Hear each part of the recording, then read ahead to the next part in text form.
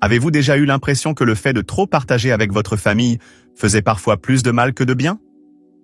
En vieillissant, nous avons naturellement tendance à vouloir être ouverts et honnêtes avec nos proches, en croyant que la transparence totale est toujours la meilleure approche.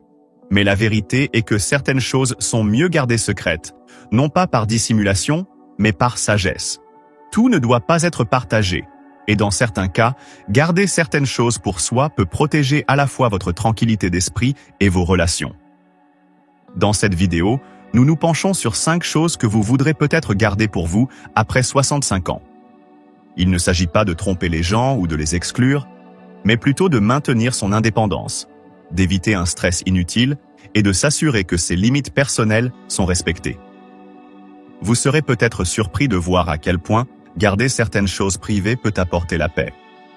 Restez à l'écoute jusqu'à la fin, car comprendre ces 5 points pourrait changer votre façon d'interagir avec votre famille, vous donnant plus de liberté et de sérénité dans vos vieux jours. Commençons maintenant. Numéro 1. Les décisions financières et les actifs. L'argent est l'un des sujets les plus sensibles à mesure que nous vieillissons. Vous pourriez penser qu'être complètement ouvert sur votre situation financière avec votre famille évitera les malentendus, mais en réalité, cela crée souvent plus de problèmes qu'il n'en résout. Partagez chaque détail de vos économies, de vos investissements, ou même de la somme que vous avez mise de côté pour l'avenir, peut conduire à des conseils non sollicités, à des pressions, voire à des conflits familiaux, surtout lorsque les différentes générations ont des points de vue différents sur l'argent. Certains membres de la famille peuvent avoir de bonnes intentions, mais leurs préoccupations ou leurs opinions peuvent commencer à ressembler à de l'ingérence. Et dans certains cas malheureux, des personnes qui étaient autrefois distantes s'intéressent soudainement de très près à vos finances lorsqu'elles réalisent ce que vous possédez. Vous avez peut-être déjà vu cela se produire. Une personne de votre tranche d'âge partage ses projets financiers avec ses enfants, pour découvrir que ses décisions sont remises en question à chaque occasion. Peut-être avez-vous déjà vu un ami subir des pressions constantes sur la façon dont il devrait dépenser son argent, qu'on lui dise qu'il devrait réduire ses dépenses, investir différemment ou mettre plus de côté pour ses petits-enfants. C'est une chose de demander des conseils, mais lorsque les gens commencent à penser qu'ils ont leur mot à dire dans vos choix personnels, cela peut rapidement devenir frustrant. Et la réalité est que, une fois que vous avez dévoilé votre situation financière complète, vous ne pouvez plus revenir en arrière. Il y a aussi la question du contrôle personnel. Si votre famille commence à vous considérer comme quelqu'un qui ne prend pas les meilleures décisions financières, elle pourrait se sentir justifiée d'intervenir, parfois avec de bonnes intentions, mais pas toujours d'une manière qui respecte votre indépendance. Vous pourriez entendre des commentaires tels que « Es-tu sûr de devoir dépenser autant ?» ou « Ne serait-il pas plus judicieux d'en donner une partie maintenant plutôt que plus tard ?» Et même si personne ne vous met directement la pression, le simple fait de savoir que d'autres personnes surveillent et analysent vos choix peut être dérangeant. Cela ne signifie pas que vous ne devriez jamais parler de finances avec votre famille. Il est judicieux d'avoir un plan successoral clair et de communiquer les détails nécessaires le moment venu. Mais vous n'êtes pas obligé de tout partager. Le montant exact de votre argent, ce que vous dépensez pour vous-même, ou même si vous avez fait un nouvel investissement, ce sont des choses que vous devez gérer vous-même. Si garder certaines questions financières privées vous permet de profiter de votre vie sans opinion ou pressions inutiles, alors ce n'est pas du secret, c'est de la sagesse. Numéro 2. Les problèmes de santé qui ne sont pas urgents. En vieillissant, il est naturel d'avoir plus de problèmes de santé, et parfois nous ressentons le besoin de partager chaque petite douleur, gêne ou malaise avec notre famille.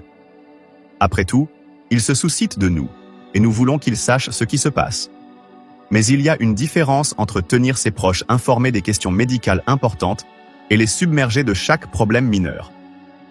Partager constamment chaque petit souci de santé peut parfois créer des inquiétudes et un stress inutile, ou même amener les membres de la famille à commencer à prendre des décisions à votre place avant que cela ne soit nécessaire.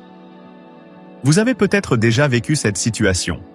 Mentionnez un petit problème comme des douleurs articulaires ou de la fatigue, et vous retrouvez soudainement au milieu d'un débat sur l'opportunité de consulter un médecin, de changer votre alimentation ou de prendre un nouveau complément. Les membres de la famille, en particulier les plus jeunes, ont souvent de bonnes intentions, mais leur inquiétude peut se transformer en pression. Avant même que vous ne vous en rendiez compte, ils recherchent des traitements, prennent des rendez-vous ou font même des commentaires du genre « Tu devrais vraiment prendre davantage soin de toi », comme si tu ne t'étais pas occupé de ta propre santé pendant des décennies. Il y a aussi un aspect psychologique à cela. Si tu parles constamment de tes problèmes de santé, même les plus mineurs, ta famille peut commencer à te voir comme quelqu'un qui se détériore plus vite que tu ne le penses. Ils pourraient commencer à vous traiter différemment, en supposant que vous êtes plus fragile ou incapable que vous ne le ressentez réellement. Et une fois que les gens vous voient sous cet angle, il peut être difficile de changer leur perception. Soudain, ils hésitent à vous inclure dans certaines activités, remettent en question votre capacité à voyager ou suggèrent que vous avez peut-être besoin d'une aide supplémentaire alors que vous avez simplement mentionné que vos genoux vous faisaient plus mal que d'habitude ce jour-là. Bien sûr, il est important de communiquer les problèmes de santé majeurs, surtout lorsqu'ils ont un impact sur la vie quotidienne ou nécessitent le soutien de la famille. Mais choisir de garder pour soi les problèmes mineurs ne signifie pas que vous êtes malhonnête. Cela signifie simplement que vous protégez votre propre autonomie. Vous avez le droit de gérer votre santé sans intervention ni stress inutile.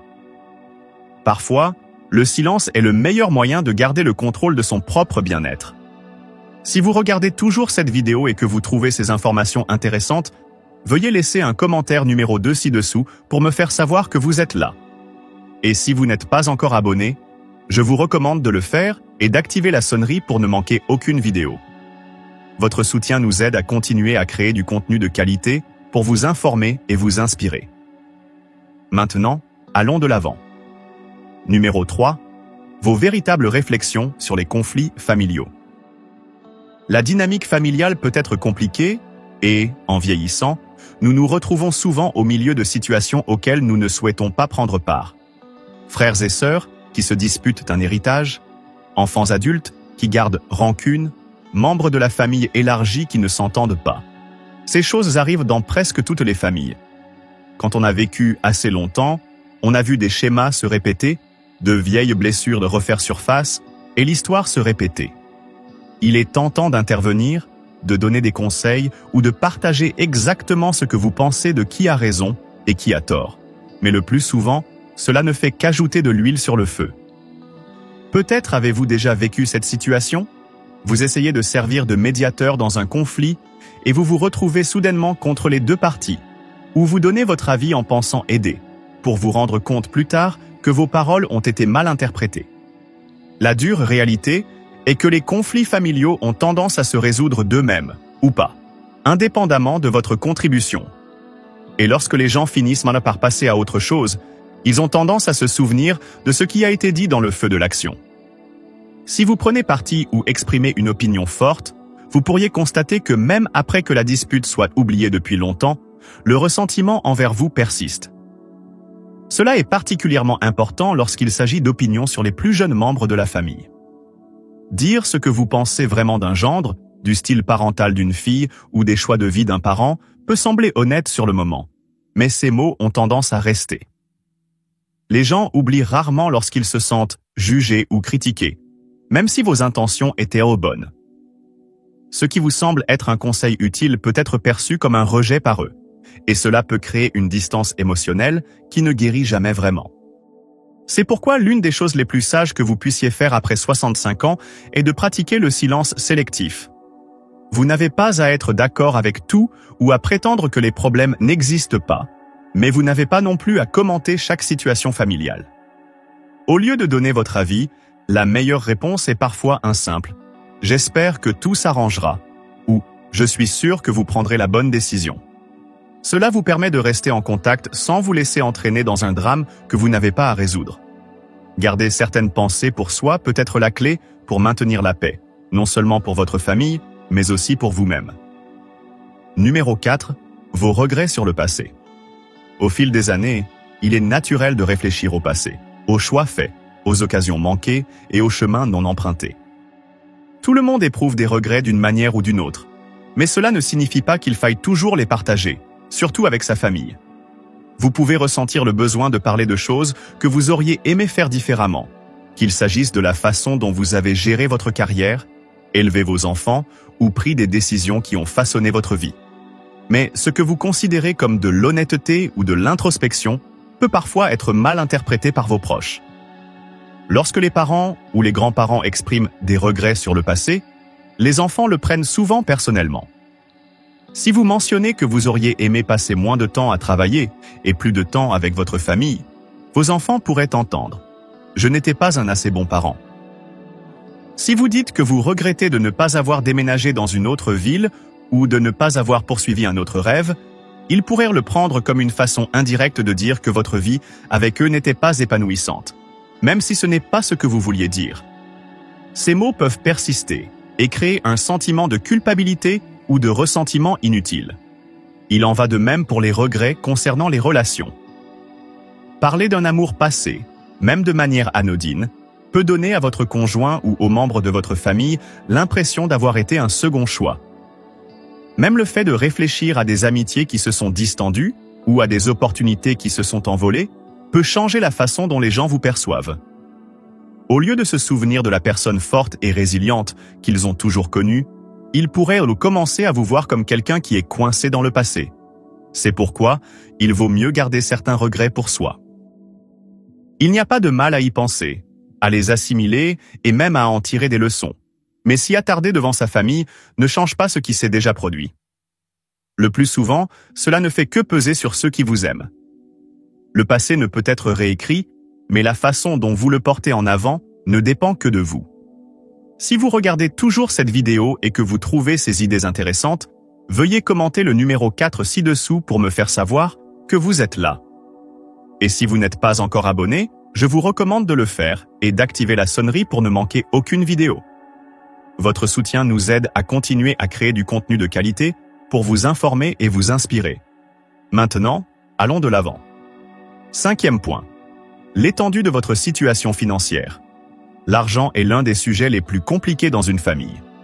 Il peut rapprocher les gens, mais il peut aussi créer des tensions, des malentendus et même des conflits. En vieillissant, vous pouvez ressentir le besoin de partager plus de détails sur votre situation financière avec votre famille, qu'il s'agisse du montant de vos économies, de ce que vous prévoyez de laisser, ou même des difficultés financières auxquelles vous êtes confrontés. Bien qu'il soit parfois judicieux de discuter de certaines questions financières, être trop ouvert à ce sujet peut parfois faire plus de mal que de bien. L'un des plus grands risques de trop en révéler sur ses finances est que cela peut changer la façon dont les gens vous traitent. Si votre famille sait que vous avez une somme confortable épargnée, vous constaterez peut-être que certains parents commencent à vous regarder différemment, s'attendant peut-être même à une aide financière ou faisant subtilement allusion à ce qu'ils espèrent hériter. D'un autre côté, si vous révélez que vous avez des difficultés, vous pourriez constater que vos proches commencent à trop s'inquiéter pour vous ou, dans certains cas, à remettre en question vos décisions financières. Quoi qu'il en soit, l'argent a le pouvoir de modifier les relations, et une fois que cela se produit, il est difficile de revenir en arrière. Il y a aussi la question de l'indépendance. En vieillissant, plus votre famille en sait sur vos finances, plus elle peut se sentir en droit de vous donner des conseils financiers, que vous le demandiez ou non. Certains pourraient même commencer à prendre des décisions en votre nom, pensant qu'ils vous aident alors qu'en réalité, ils vous empêchent de gérer vos propres affaires. Vous pourriez soudainement vous retrouver à vous faire dire où vous devriez vivre, comment vous devriez dépenser ou ce qui est le mieux pour vous, tout cela parce que vous avez partagé des détails qui, avec le recul, auraient peut-être mieux valu garder pour vous. Bien sûr, cela ne signifie pas que vous devez tout garder secret.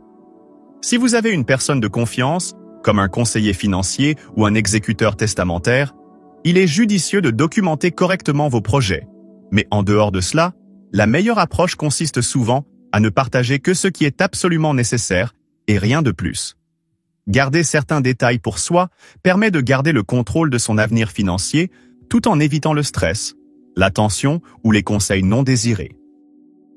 Si vous avez déjà remarqué à quel point les discussions sur l'argent peuvent changer la façon dont les gens interagissent, vous comprenez déjà pourquoi c'est l'une des choses les plus importantes à prendre en compte en fin de compte. Vous êtes libre de gérer vos finances et garder certains détails privés garantit que vos relations avec votre famille restent fondées sur l'amour et le respect plutôt que sur des attentes financières. Dernière réflexion. Alors que nous terminons cette vidéo, Prenez un moment pour réfléchir aux 5 points que nous avons abordés. Garder certaines choses privées ne signifie pas être secret ou distant. Il s'agit de protéger votre tranquillité, votre dignité et vos relations. Tout n'a pas besoin d'être partagé, et parfois le choix le plus judicieux est de savoir ce qu'il faut garder pour soi. Pensez à votre propre vie. Vous est-il déjà arrivé de partager quelque chose avec votre famille pour vous rendre compte plus tard que cela avait changé la façon dont elle vous percevait? Ou peut-être avez-vous évité de dire quelque chose et réalisé plus tard que c'était la bonne décision? La sagesse vient souvent de l'expérience, et en vieillissant, nous apprenons que certaines choses sont mieux gardées pour soi. La beauté du vieillissement est que l'on prend conscience de ce qui compte vraiment. La tranquillité d'esprit, l'indépendance et la qualité des relations. Être sélectif dans ce que l'on partage permet de garder le contrôle de sa vie tout en maintenant des liens solides. Il ne s'agit pas d'exclure les gens, mais de préserver ce qui donne un sens à ces relations. Nous aimerions avoir votre avis. Laissez un commentaire ci-dessous et partagez une chose que vous avez apprise aujourd'hui et comment vous comptez l'utiliser dans votre vie. Vos réflexions sont importantes pour nous, alors n'hésitez pas à les partager. La lecture de vos commentaires nous motive et nous encourage énormément. Si vous avez apprécié cette vidéo et l'avez trouvée utile, veuillez l'aimer, vous abonner et la partager. Votre soutien nous aide à continuer à créer du contenu de qualité pour vous informer et vous inspirer. Merci de votre attention et nous espérons vous retrouver dans la prochaine vidéo.